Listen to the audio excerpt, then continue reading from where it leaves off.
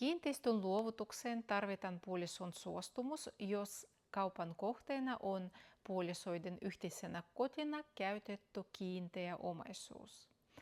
Avioerotapauksessa suostumus tarvitaan, kunnes ositus tai omaisuuden erottelu lainvoimaisesti toimitettu. Moni yllättyy siitä, että avioehto ei automaattisesti poista suostumuksen tarvetta. Tärkeää on ymmärtää, että suostumusvaatimus perustuu asumissuojan turvaamiseen, ei omistusoikeuteen. Kiinteistön kaupassa suostumuksen tulee olla kirjallinen, päivätty, allekirjoitettu ja kahden esteettömän henkilön oikeaksi todistama.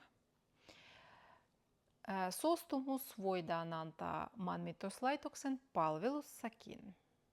Jos suostumus annetaan kiinteistön kauppakirjassa, kaupan vahvistaja riittää todistajaksi.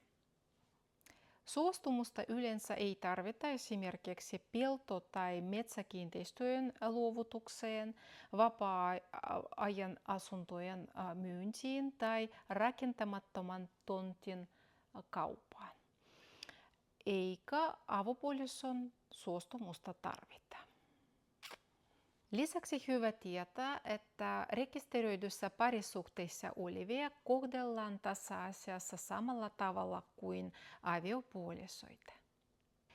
Jos kiinteistö myydään ilman tarvittavaa puolison suostumusta, kauppa ei automaattisesti ole mitätön, mutta puolisolla on mahdollisuus riitauttaa luovutusta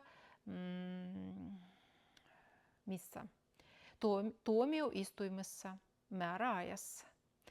Teidän kanssa oli YKV-kiinteistön välittäjä Olga Pulkkinen. Moi moi, nähdään!